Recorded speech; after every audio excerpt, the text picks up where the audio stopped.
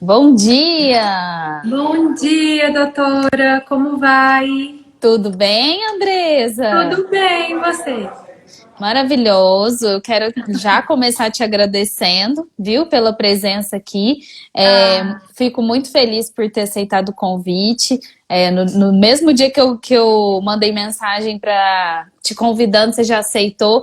E isso me deixa muito feliz. Eu tô convidando várias pessoas aqui e tem todo mundo aceitado muito bem essa proposta aqui do meu Instagram, desse novo quadro do Almoçando com Manu. Então, muito obrigada, viu? veja só, eu fiquei imensamente honrada, admiro muito o seu trabalho. É o primeiro contato que nós estamos tendo, assim, né? Essa conexão tão Sim. gostosa. Achei muito bacana a sua ideia, fomentar esse debate gostoso, essa prosa, principalmente no horário do almoço, que é o horário que o pessoal está aí entrando. Então, eu fiquei muito honrada com o convite, viu? Imagina, Andresa, eu acho uma das coisas assim que eu sempre falo, né, que o Instagram faz com que a gente conheça pessoas que a gente nunca imaginaria conhecer se não fosse aqui pela Verdade, rede social, né? verdade. Então essa troca aqui, nossa, eu agradeço todos os dias pela existência do Instagram, né? Quero aproveitar Sim, para dar oi para Tassiana, porque ela é uma grande colega, aluna da mentoria, do curso, de tudo.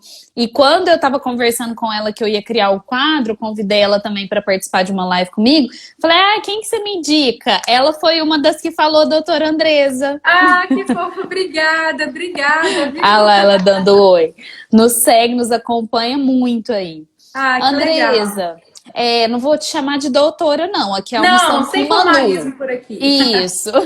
Ó, esse Almoçando com Manu, ele é mesmo pra gente conversar e conhecer um pouco mais quem tá do outro lado, que aqui no Instagram a gente não consegue passar 100% daquilo que a gente é, né? E a Sim, primeira coisa que eu queria te perguntar hoje é com relação à sua trajetória, né? Hoje uma grande advogada criminalista e atuante na lei de tóxicos no Tribunal do Júri, vou perguntar mais um pouco sobre isso mais para frente, mas me sim. conta como é que você chegou até aqui, como que o direito te encontrou, como que a advocacia criminal te encontrou. Ou você encontrou ela, né?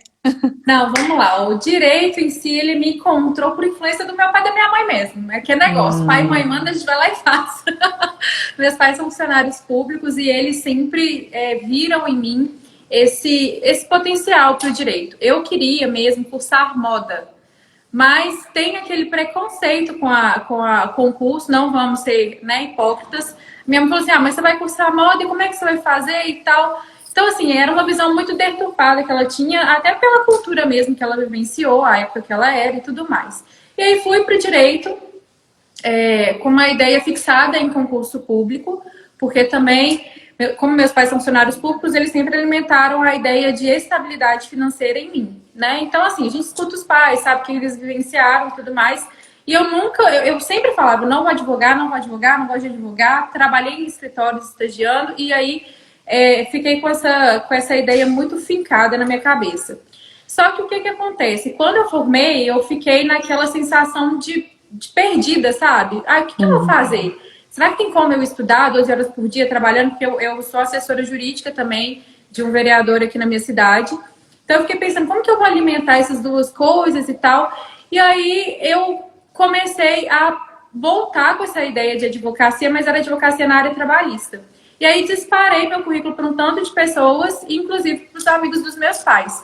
Um deles me chamou para conversar, falou assim: olha, Andresa, na área trabalhista eu não posso te oferecer oportunidade porque eu estou querendo migrar para a advocacia criminal. Você topa vir comigo? Eu falei, topo, lógico. E aí a gente começou a pegar uns casos dativos, eu comecei a fazer. E aí comecei uma pós-graduação em ciências penais, oportunidade que tive de conhecer a doutora Brenda Winter. E ela falou assim: Andresa, você está atuando na justiça militar e tal. Esse outro advogado, ele voltou para a área trabalhista e eu estava atuando voluntariamente na advocacia da justiça militar com um amigo do meu pai também. E aí ela falou assim: olha, aqui no escritório a gente não tem a fomentação dessa área de clientes, a gente está pensando em trazer você aqui para a gente fazer uma parceria. Eu falei, não, topo demais. E fui. E aí, chegando lá, acabou que tudo mudou e eu migrei mesmo para a advocacia criminal em si, advocacia criminal voltada para a lei de tóxicos, e lá estou fiz um breve estágio voluntário, fiquei lá aprendendo com a doutora Breda, a doutora Milene e o doutor Fabiano. E aí, quando teve a oportunidade, eu ingressei de cabeça. Eu sou apaixonada pelo que eu faço, assim, amo muito mesmo. Eu acho que Deus faz as coisas muito certas, né? E graças a Deus eu tô trilhando esse caminho agora. Então foi assim que a advocacia me encontrou. Sem dúvida. Agora você falou Brenda e alguém falou que a Brenda é maravilhosa. Eu ia chamar de Brenda, imagina. Andresa, é isso mesmo. Eu acho que, assim, existem algumas pessoas que nascem, não nascem, mas assim, logo na infância já decidem aquilo que querem fazer e tudo mais.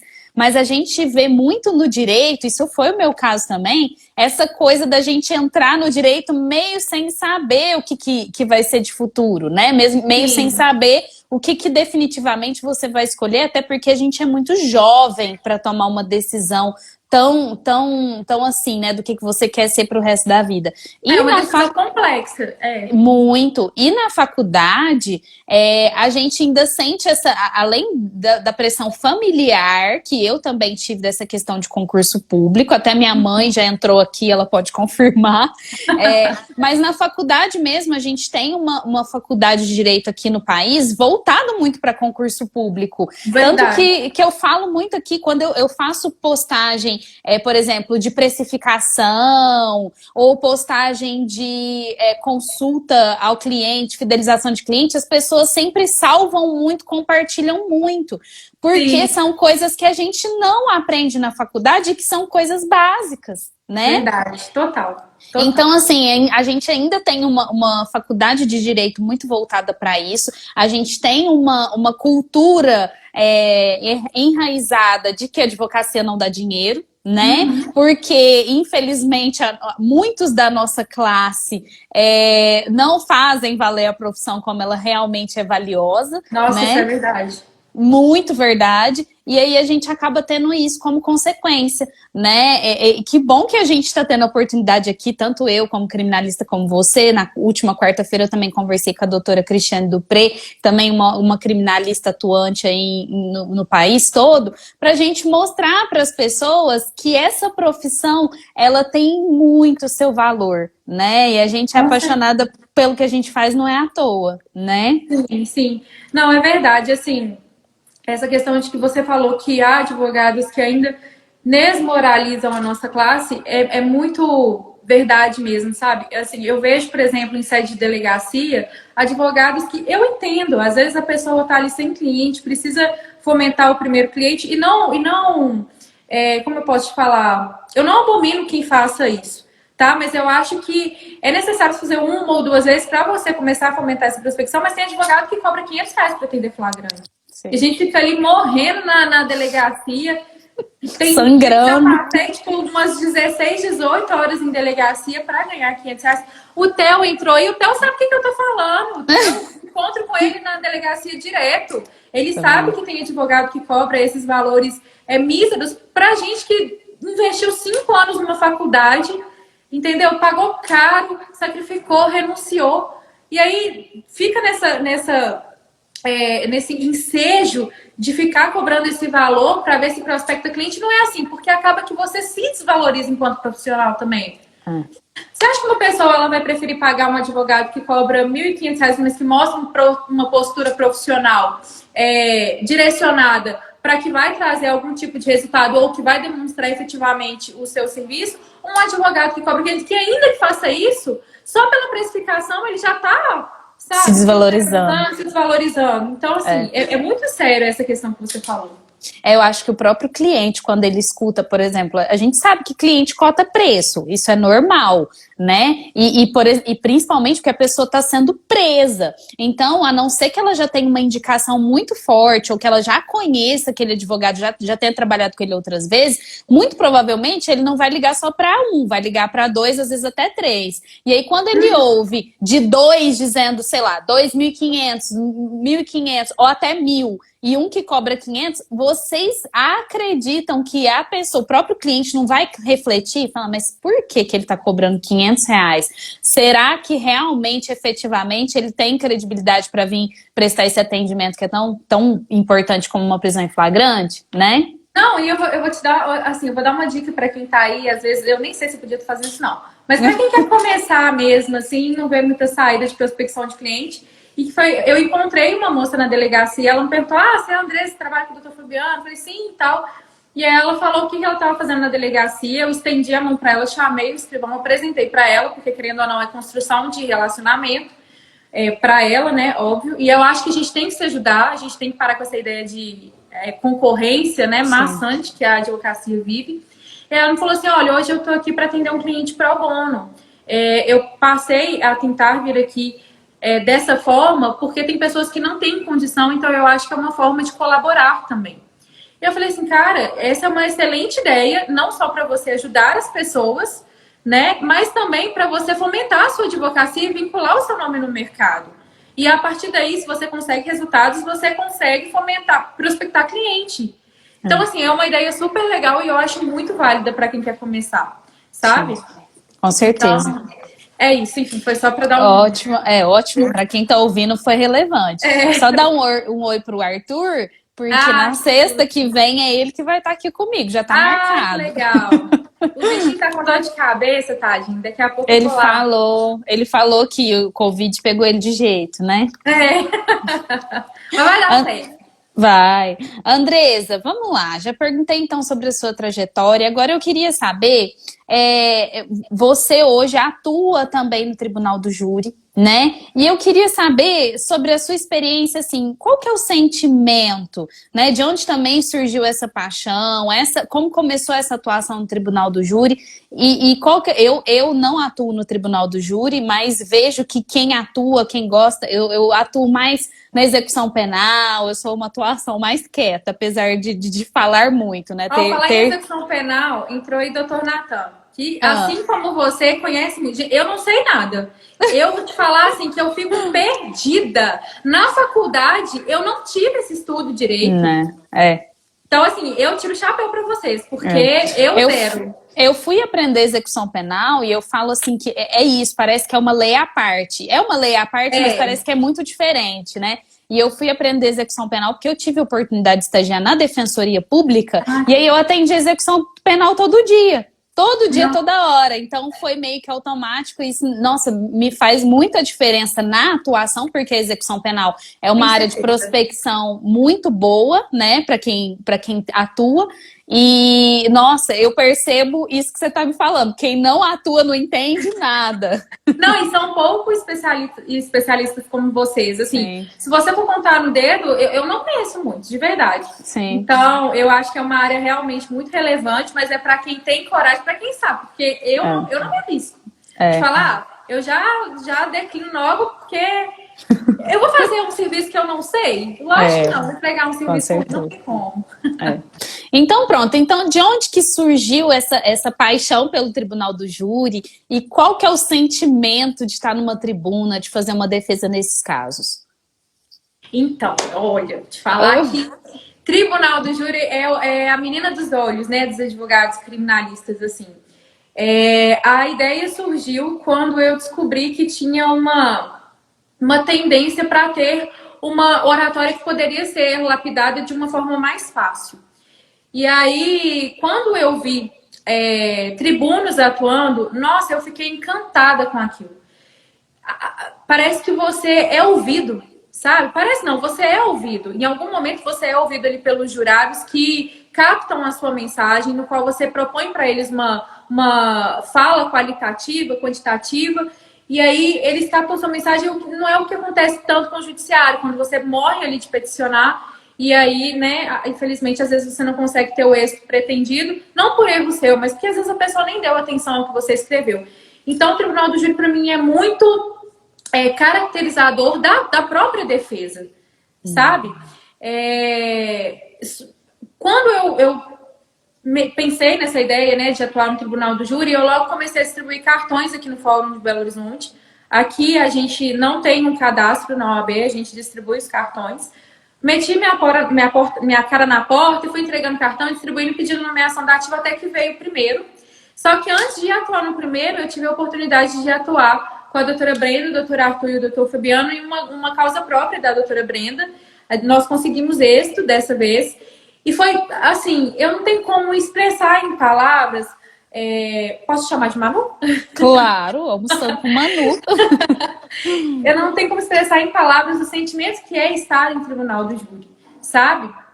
E aí eu atuei dessa, a gente teve esse para nossa equipe, assim, ela ficou muito fortificada naquele momento.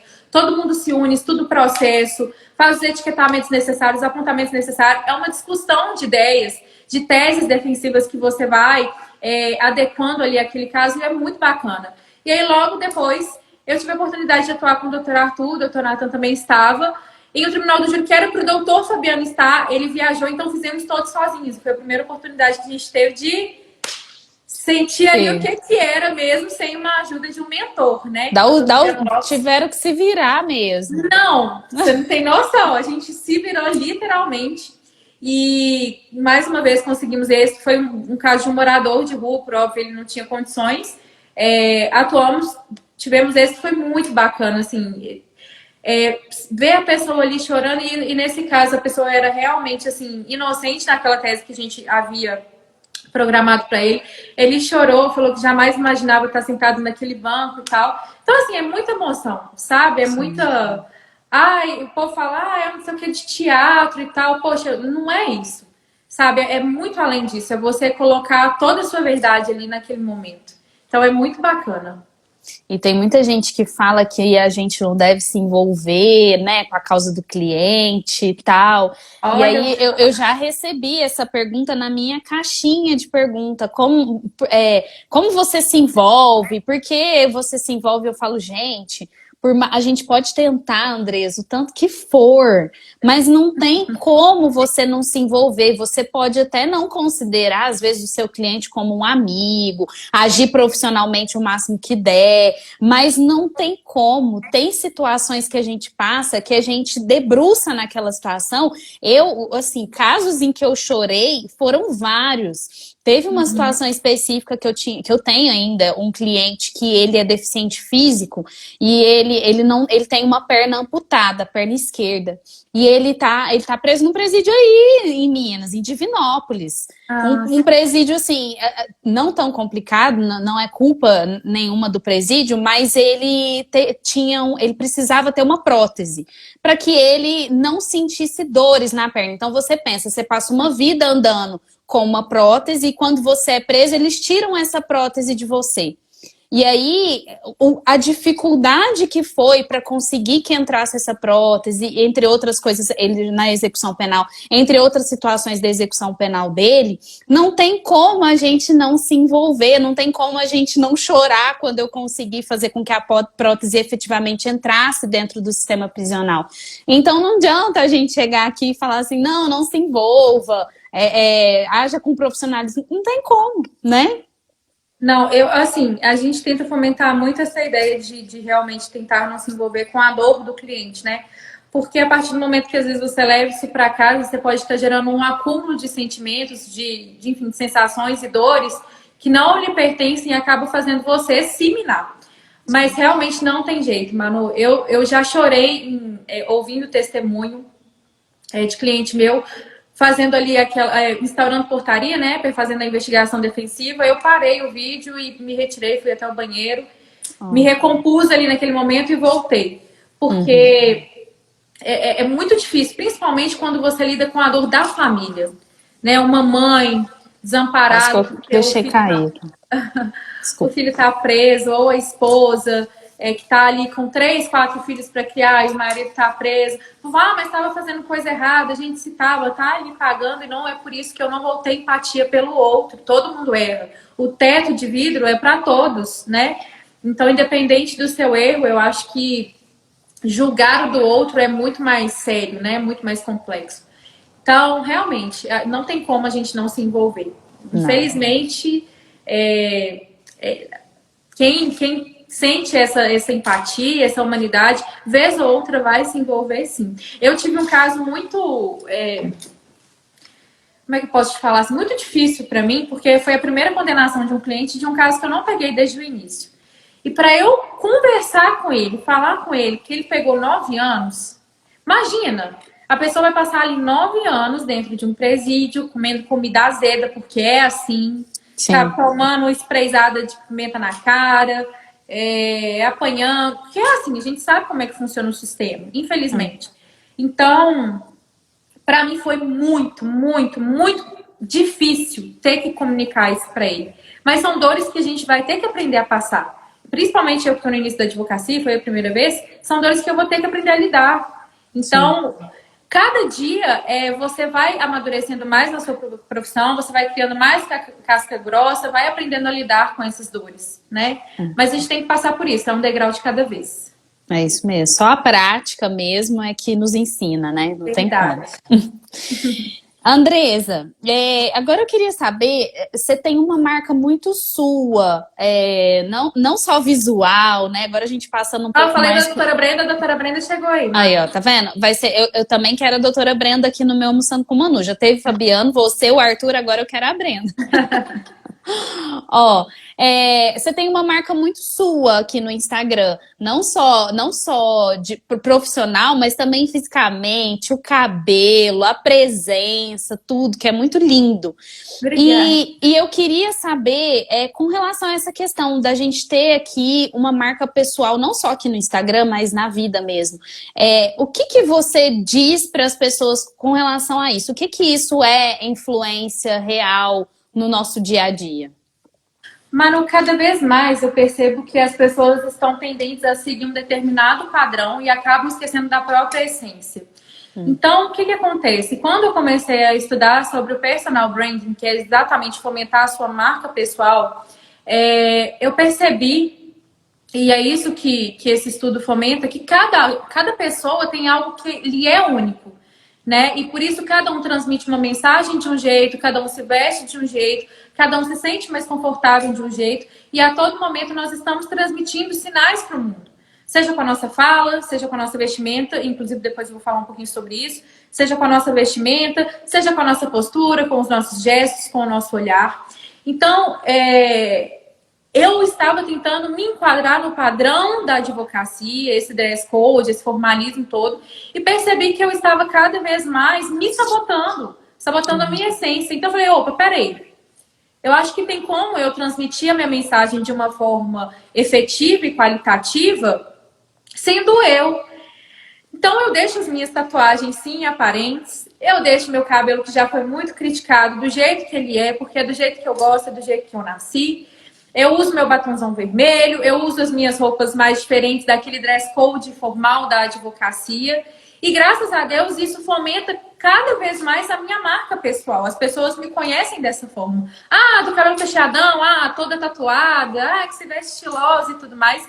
Então, assim, se eu posso trazer uma ideia para as pessoas que estão aqui agora, seja você. Não se perca na sua essência. Eu sei que nós temos um dress code a seguir, mas o seu dress code ele pode se adequar àquilo que você gosta, a maneira como você gosta de se vestir, a maneira como você gosta de se portar, claro, sempre dentro da ética, da transparência, da boa postura, mas não se perca, porque se você começar a se perder para satisfazer uma sociedade e a gente não agrada a todos, você vai acabar entrando em conflito existencial, e isso aconteceu comigo. Então, por exemplo, se você gosta de um estilo mais romântico, se você gosta de um estilo mais esportivo, tem como você adequar isso para a advocacia e você não vai deixar de transmitir se você não seguir o dress code tradicional. Então, é essa mensagem que eu passo para as pessoas o tempo todo, de não ficar tentando seguir padrão o tempo todo, porque você vai ser só mais um no meio de uma manada inteira, né? E se destacar justamente com aquilo que você tem de único, lapidar aquilo que você tem de único. Andressa, como que eu vou descobrir o que eu tenho de único? Poxa, faz uma pesquisa, pergunta para as pessoas como elas te conhecem, o que elas falam de você quando você não está perto. Ela é uma pessoa extrovertida, ela é uma pessoa estilosa, ela é uma pessoa que fala bastante, então vai lapidando a sua oratória. Eu sou tagarela, mas eu vou lapidar minha oratória. Ou uma pessoa expansiva. Enfim, são coisas que você tem que ir lapidando para se conhecer, né? E o autoconhecimento, por óbvio, ele é essencial para isso. E saber que aquilo que você tem de único, ele não pode entrar em desequilíbrio, em desarmonia com aquilo que você é como um todo. Sim. A diferença entre o veneno E o remédio é a dose. Então, se as pessoas conhecem você por ser uma pessoa mais séria, não vai se tornar arrogante. Se as pessoas conhecem você por ser uma pessoa mais extrovertida, não vai se tornar uma pessoa engraçada ao ponto de desmoralizarem aquilo que você fala, entendeu? Então, a gente tem que saber equilibrar isso aí. Mas uma hora chega no eixo. Eu ainda não cheguei no meu, não, mas estou descobrindo. Não, que isso. Se ainda não chegou, já tá imponente desse jeito, Eu concordo, eu acho que assim, até uma das perguntas que eu ia fazer, mas já até introduzindo, essa questão da imagem, hoje ela é muito valorizada, né? Não só dentro da advocacia, mas a gente como mulher mesmo, a gente sofre e culturalmente a gente tem um preconceito inserido de que a gente tem que ser desse jeito, desse jeito, desse jeito. E isso fica sendo vomitado o tempo todo, e aquele que sai fora do padrão, ele é excluído, ele é ridicularizado, enfim, né? Então, eu queria saber de você como que você... E além de tudo, hoje... a rede social, principalmente o Instagram, que é o local, pelo menos é onde eu estou mais inserida, é onde eu tenho mais acesso a essa informação, ele é uma rede social que faz com que nós sejamos forçados a ver isso. Então, o conteúdo patrocinado o tempo todo é isso, faça peeling, tanta coisa, né? Cirurgia bariátrica, enfim. Isso é muito forçado para que a gente tenha acesso a essa informação, e esse acesso faz com que a gente desenvolva um sentimento de ansiedade, um sentimento de não estar alocado, né, de estar excluído. E eu vejo, pelo menos o que eu sigo desde o começo do ano, Andresa, eu comecei a me privar um pouco de algumas informações que eu recebia aqui, porque eu comecei a pirar, né? Porque, principalmente dentro da profissão, porque a gente está aqui produzindo conteúdo para o Instagram, isso é o que eu faço aqui dentro, para outros colegas, só que a gente começa a ver tanta coisa e tanta gente fazendo tudo ao mesmo tempo, e tanta gente que não tá dormindo, e tanta gente que... E aí a gente começa a ficar pensando, poxa, será que eu não me encaixo? Porque a minha vida não tá assim, né? Uhum, e aí eu comecei a me privar de vários perfis aqui, jurídicos e não jurídicos, para eu poder conseguir continuar a minha vida normal, como eu vivia, sem ficar nessa ansiedade toda. Sim. Como que você lida com isso? E, principalmente, como que a gente pode enxergar aqui dentro do Instagram aquelas pessoas que não são reais? Que aquilo que elas estão compartilhando aqui não condiz com a realidade que a pessoa realmente vive, né? O que você acha disso? Mas eu faço terapia. É assim que eu lido, né? Não, mas realmente, ó, veja só, essa ideia do Instagram, né, por vezes acabar difundindo uma quantidade de informações que não são totalmente reais, é muito verdade. Então, assim, eu vou te falar, eu confesso que também silenciei alguns perfis jurídicos já algumas vezes, justamente para não entrar nessa principalmente de comparação. Porque, assim, as pessoas, infelizmente, elas têm essa tendência, né? E acaba que essa questão de se comparar te prejudica muito, porque cada um tem uma vida, cada um tem uma rotina. Tem pessoas que produzem mais de manhã, tem pessoas que produzem mais de madrugada, tem pessoas que produzem mais de tarde. E aí as pessoas têm a tendência de postar só aquilo que elas querem que as pessoas vejam, né? Ninguém posta a infelicidade, ninguém posta às vezes as críticas, ninguém posta os defeitos que tem. Então é um fantástico mundo de bote que as pessoas estão alinhadas, né, e a ver, que não faz sentido. Eu, por exemplo, eu prezo muito por mostrar a advocacia real que eu perfaço, que eu vivo. Sabe? Sim. Com os erros, os acertos, os perrengues, as vitórias. Não tem alvará de soltura todo dia, gente. Não é assim. Dá uma tristeza, mas é isso. A gente não... Olha, as pessoas têm que entender, principalmente quanto à advocacia criminal. O nosso trabalho, aliás, a advocacia como um todo, o nosso trabalho, ele é de meio, ele não é de fim. Infelizmente, não depende da gente os resultados que nós colhemos. Depende parcialmente porque temos que prestar um bom trabalho. Mas se você tem certeza e consciência de que ele foi feito, então não se frustre pelo resultado. Busque outras soluções, enfim, se houverem, porque às vezes não tem. Às vezes seu cliente está condenado mesmo, transitou em julgado mesmo, e acabou, e não tem o que fazer, não tem uma revisão criminal que salve, não tem nada. Acabou, ele tem que cumprir aquilo ali e pronto.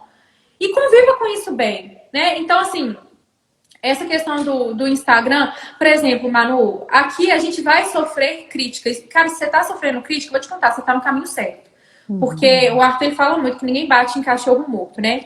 Tem uma amiga minha que fala, árvore, alguma coisa, não dá fruta, árvore envenenada, não dá fruta. Enfim, ela falou alguma coisa nesse sentido, né? Eu acho que é isso aí. Então, assim, se você está sofrendo críticas, se estão vindo haters, se estão vindo pessoas te apunhalar, cara, continua, sabe? Não perde seu foco, porque é esse o caminho, é essa a direção, é esse o percurso que você tem que fazer para chegar naquele ponto de sucesso, sabe? Dar valor às pequenas vitórias é essencial também, né? As pessoas, às vezes, elas que focam muito no objetivo final e esquecem que tem um percurso a ser trabalhado ali naquele momento.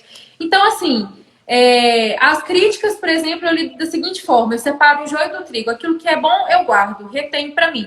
E se vier de pessoas que me acrescentam em algo, e aquilo que não é, eu descarto. A pessoa não está na arena. Sabe, a pessoa não está vivenciando aquilo que eu vivencio todos os dias, ela não está renunciando aquilo que eu renuncio todos os dias. O meu namorado está doente em casa, podia estar cuidando dele, estou aqui não, estou aqui fazendo uma live, sabe, para passar conteúdo para as pessoas, para conversar com as pessoas. Então, assim, as pessoas que não me acrescentam em nada, eu simplesmente descarto. E é isso, por exemplo, essa questão de estética que você falou. Manu, eu vou te ser sincera. A agulha falou, minha filha, eu tô correndo pra ela, que eu adoro procedimento estético, entendeu? Mas isso sou eu. As pessoas não precisam ser assim. Tem gente que gosta mais da naturalidade, não gosta de fazer procedimento estético, então não faça. Não faça porque uma sociedade inteira tá te caminhando pra isso. Faça porque você gosta, assim como eu. Eu mudo meu cabelo de semana em semana. Meu cabelo tá pedindo socorro. Se uma foto minhas ontem, ele tá gritando, coitado.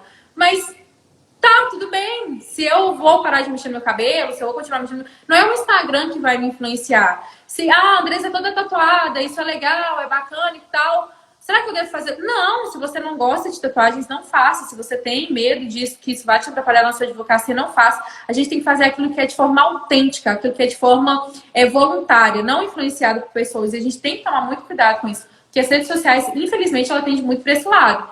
Então, é a questão do autoconhecimento, de trabalhar. Eu acho que a terapia também funciona muito. Então, eu faço e estou me conhecendo cada vez mais. E parar de se comparar com as pessoas. Silenciar mesmo aqueles conteúdos que não fazem sentido para você. Enfim, eu já entrei numa paranoia bizarra de me comparar com uma advogada. E aí eu tive que acabar silenciando porque eu tava sentindo... A minha mãe começou a me comparar com a pessoa. E aí a gente discutiu feio por causa de mãe. Ela tem a trajetória dela, a gente não sabe o que ela passou. E eu tenho a minha. As pessoas, eu quero o sucesso acelerado da mesma forma que a outra pessoa conseguiu. Cara, vai no seu caminho, sabe? Sim. Espera o seu tempo. A gente precisa reconhecer isso na vida, né? Eu acho que principalmente o ponto aí, Manu, é se comparar. Se comparar é muito sério. Então, eu tô vendo aí, eles falaram o seu ditado, ó, a Tassiana e o Nilson, que a árvore que não dá fruto não é apedrejada. Isso, né? Aí, gente, maravilhoso. É isso aí o ditado. Eu não tava lembrando disso, não. Andresa, isso daí que você tá falando é uma coisa que eu falo também muito, até na mentoria, nas minhas aulas da mentoria, eu separei, decidi, por conta do que o pessoal me traz aqui pelo Instagram, né? Eu decidi separar um módulo para falar dessa questão do famoso mindset, porque todo mundo entra achando que vai ter uma solução rápida e também que... Por quê? Porque aqui a gente vê isso, a gente vê gente com 2 meses de advocacia tendo 1 milhão de clientes, né? Dando curso, enfim. Exatamente, dando curso de prática, que sabe muito, enfim. Então, isso é uma coisa até que eu separei para falar, para poder tirar um pouco desse desespero das pessoas, de entender que tudo é uma construção dia a dia. É um cliente, é o outro cliente, você planta a semente... Enfim, porque a gente precisa até um pouco disso, igual você falou, é terapia e outras informações que mostrem para nós que não é tão assim, não é tão rápido e também não é tão urgente, né? Sim. É devagar. E é uma coisa também, Manu, assim, a gente tem conteúdos de pessoas que falam isso que nós estamos falando E tem pessoas que fomentam a ideia de que o sucesso ele é rápido. Então você tem que escolher também aquilo que você quer adequar para a sua realidade, né? E Sim. saber que, infelizmente, tudo tem um tempo de maturação. É uma consciência, né? É isso mesmo. Andresa, como que você lida assim com essa questão de ter se tornado advogada criminalista? Você já sofreu alguma situação de alguém que te condenou, vamos dizer assim, por conta da sua escolha, seja familiares ou amigos, enfim? Como que você lida com isso? Enfim, eu já sofri, sofro muito. Familiares chegam para falar que como que eu consigo defender gente que não sei o quê e não sei o quê. Aí eu falo, olha, apesar do crime não poder ser comparado nesse sentido, mas vem cá, você já dirigiu bêbado?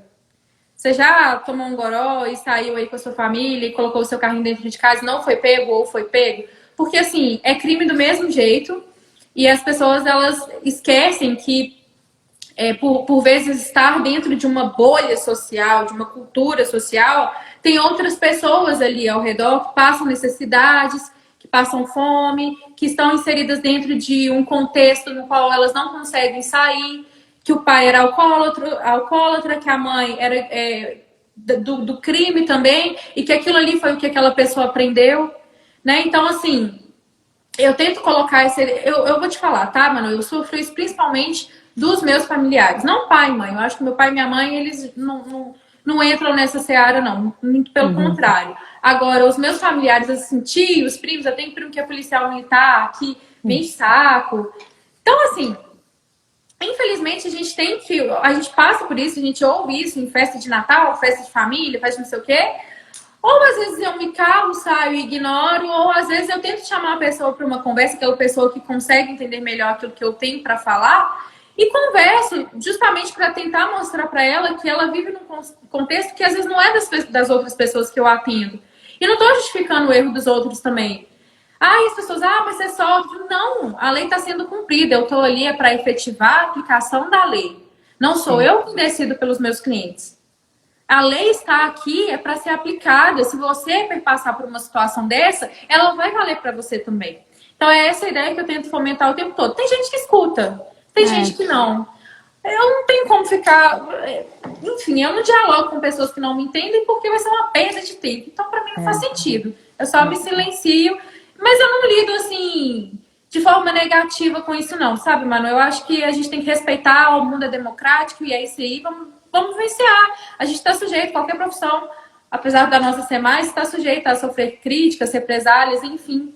É a nossa escolha e seguimos em frente com isso bem, entendeu? Eu também. Tô até vendo aqui a Amanda Martins, presente aqui na nossa live, falou, é só entregar um cartão. Tá mais ou menos assim. Eu também, no início, eu sofria um pouco mais, né? Agora eu já cheguei num momento que, igual você falou, aquelas pessoas que você sabe que tem a possibilidade de ouvir, a gente tenta falar. Aquela que você sabe que não vai ouvir, muda de assunto e vamos que vamos, né? Assim, já deu muita vontade de brigar, sabe? De botar a boca no trombone, falar, você já fez isso e isso, não sei. Mas é trazer coisas do passado que não fazem sentido e é fomentar uma discussão que vai fazer a gente só se afastar. Então, às vezes, é melhor se calar, igual a Amanda falou, toma aqui meu cartão, se um dia você precisar. Um dia você precisar. Porque quando precisa, chama, não é Chama, verdade? opa. Chama que você ainda manda você fazer de graça ainda. Então, isso. É isso aí. Andresa, para a gente caminhar para o final, eu queria saber mais de você mesmo. Fora da profissão, fora da imagem, Andresa advogada, fora do cabelão, enfim, o que você gosta de fazer? Como é que é seu dia a dia? Tirando agora, né, que a gente está no Covid, claro que muitas coisas a gente está privada de fazer, mas em geral, o que você gosta de fazer? O que te diverte? Como é você fora da Andresa personagem? Então comer. Comer, o Arthur sabe que é o meu hobby predileto. Adoro ir em restaurante, conhecer comida nova. Adoro uma viagenzinha curta para descansar a cabeça. Eu acho que nós, enquanto advogados, precisamos disso também, né? Tem atividades que eu amo fazer, algumas eu estou privado. Vou mostrar para vocês aqui, ó. Ah, deixa eu ver aqui. Deixa eu ver se vai dar, vai dar. Peraí, ó. Tá vendo ali, ó? Ali é um negócio de polidense. Eu dançava polidense. Ah, eu já vi vídeo seu, agora que eu tô lembrando. Ah lá, o Arthur botou foguinhos. Dançar, hoje eu não danço mais, até às vezes pela ausência de tempo, mas é uma atividade que eu amo, pretendo voltar esse ano. Infelizmente, engordei 20 quilos, meu filho. Então, assim, para eu voltar às atividades no polidense, eu tenho que emagrecer um pouquinho. Não que seja necessário, mas é porque eu me sinto mais confortável.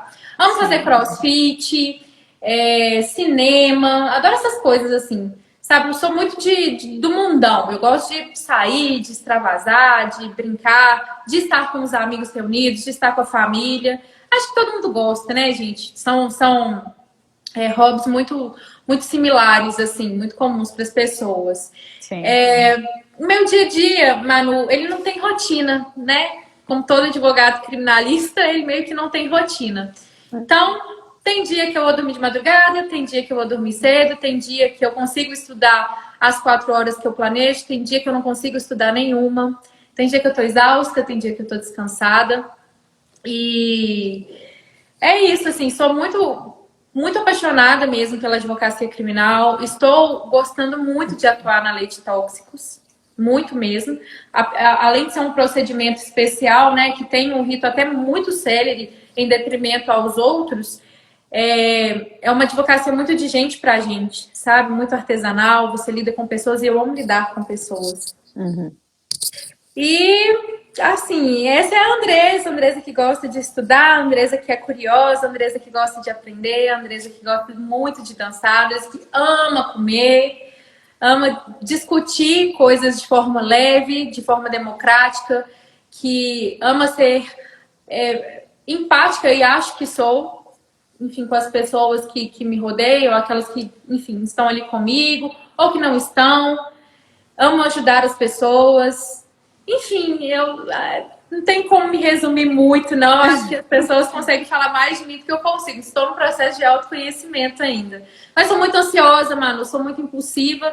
E essas são características que já me atrapalharam muito no mercado jurídico. Se eu posso deixar o conselho para as pessoas que estão aqui cuidarem disso, porque você pode acabar passando uma imagem que não é aquela que você quer, ainda que o seu intento seja benéfico, favorável, enfim.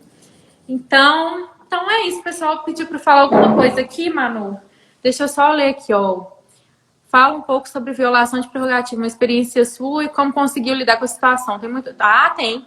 Parece que aí o negócio é mais difícil. Tem sim. E vou te contar como que eu lidei com isso, meu filho. Eu peguei meu celular e gravei na hora. Porque eu acho, assim, um absurdo. Se eu só pegar um negócio aqui. Eu acho um absurdo, né? Enfim, uma pessoa, não vou ficar citando aqui, em sede de delegacia, ela falou que eu não ia acompanhar a oitiva dos condutores, sendo que essa é uma prerrogativa nossa, né? Que está no artigo 7º, inciso 21. E aí eu li o artigo para essa pessoa e ela ainda continuou afirmando que eu não tinha direito. Eu falei, realmente, enfim, já falei que mulher, mas enfim, a senhora está precisando realmente aprender a ter uma interpretação melhor do que está escrito. Mas isso tudo, filmei meu celular, filho da mãe travou na hora da filmagem, mas eu suscitei isso em sede de audiência de custódia e consegui o relaxamento de prisão do meu cliente, graças a Deus. Agora, lá no escritório a gente já teve também casos assim, o doutor Natan recentemente passou por uma situação muito constrangedora, e aí imediatamente ele acionou todos nós advogados, todos nós descemos, todos, eu, o doutor Fabiano, o doutor Arthur, o doutor Fabiano estava, eu acho que de Covid já, eu acho. E a doutora Brenda descemos na hora, e ele chamou também, acionou o delegado de prerrogativa. E você tem que ter um contato de delegado de prerrogativa no seu telefone para esses momentos, pessoal, é importantíssimo. Além disso, eu aconselho que você tenha também um álbum no seu celular em que as leis estejam ali à sua disposição para que, caso você precisa suscitá-las e linká-las naquele momento, você já tenha. Né? Eu coloco, por exemplo, as prerrogativas do AB, eu coloco as leis de abuso, os artigos de abuso de autoridade que vão se enquadrar naquele momento, tudo eu deixo muito bem explícito ali no meu celular, porque no momento de nervosismo a gente acaba esquecendo, né? Então, é assim, pessoal, é acionando o delegado de prerrogativa, é filmando, e essa é uma técnica que o doutor Fabiano muito bem nos ensina, a doutora Brenda, de estar com o celular em mãos, ou de usar, né, aquelas canetas espiãs e tudo mais, e não deixa passar. Sabe por quê, gente? partir do momento que a gente fica deixando passar essas situações, cada vez mais a nossa classe se desmoraliza. Se um colega seu estiver precisando da sua ajuda, seja no final de semana, o que for, pega seu carrinho, sai e vai lá. Porque, além de fortalecer a nossa classe, se um dia você precisar, você sabe que você vai ter aquilo à sua disposição também, né? E a gente precisa, e muito, a todo momento. Então, é assim que eu lido com isso. Acho que a união da classe é essencial. É isso que você falou, você ter outras pessoas, outros colegas que possam te acompanhar em determinadas situações que a gente vive, e também estar à disposição para ajudar o outro quando ele precisar, para poder cada vez mais a gente se unir e fazer, como a gente estava até falando no início da live, né? Fazer com que a nossa classe ela seja vista de uma forma diferente. Quanto mais a gente deixa isso enterrado e deixa passar, mais a nossa classe vai ser desvalorizada, né? Não, com certeza, com certeza. Uma pessoa falou que ouço muito direito romantizado, não existe, não vejo romântico, e sim humanidade. Não, com certeza. Aliás, uma das características que eu vejo muito na advocacia é essa, uma humanidade e empatia, né? A gente precisa ter. Falo que somos até um pouco psicólogos, né, Manu? A gente tá ali, eu já escutei coisas assim, a pessoa tava lá para falar do filho e já começou a falar foi do esposo, que o esposo isso, que o esposo aquilo, que o outro filho isso. Tá, então vamos ouvir. Então vamos ouvir. Isso, às vezes a pessoa precisa só de um ombro amigo, né? Verdade. Andresa, muito obrigada, amei nossa live, amei te conhecer um pouco melhor, tenho certeza que a gente deve ter contribuído e muito aqui com o seu conhecimento para o pessoal que está nos assistindo, que está aí na labuta da advocacia criminal, ou que queria conhecer um pouquinho mais da Andresa, né? Espero que passada essa pandemia a gente possa se encontrar em um evento maior, em uma outra oportunidade pessoalmente, vou ficar muito feliz. E é um prazer para mim ter você como colega de trabalho, viu? Espero que façamos novas lives, novos Almoçando com Manu. Não, Manu, vai ser uma honra. Adorei o nosso bate-papo. Eu fico muito grata mesmo pelo convite, pelo reconhecimento. Saiba que é recíproco.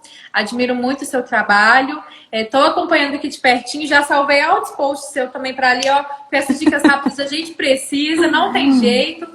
Sim. E pode ter certeza, eu também, daqui a pouco eu crio aí algum programa de live e você com certeza estará na minha lista de convidadas, viu? Parabéns, eu fico muito honrada de saber que mulheres como você perfazem a advocacia criminal. Nós precisamos cada vez mais alimentar isso, né? Mulheres aonde elas quiserem, no local que elas quiserem, principalmente na advocacia criminal, que é uma delícia. Então, muito obrigada pelo convite e espero que o pessoal aí tenha gostado. Foi um bate-papo leve, descontraído. A gente não programou nada, viu, pessoal? Isso, só fluiu. Mas eu fiquei muito, muito feliz. Ô, doutora Amanda, fiquei muito feliz com a sua presença aqui na live, viu? É uma mulher que eu admiro muito também. Doutora Amanda, assim, uma mulher foda demais. Eu tenho o prazer de falar que ela é minha amiga pessoal. Eu passei aperto, eu ligo para ela mesmo. Essa oportunidade.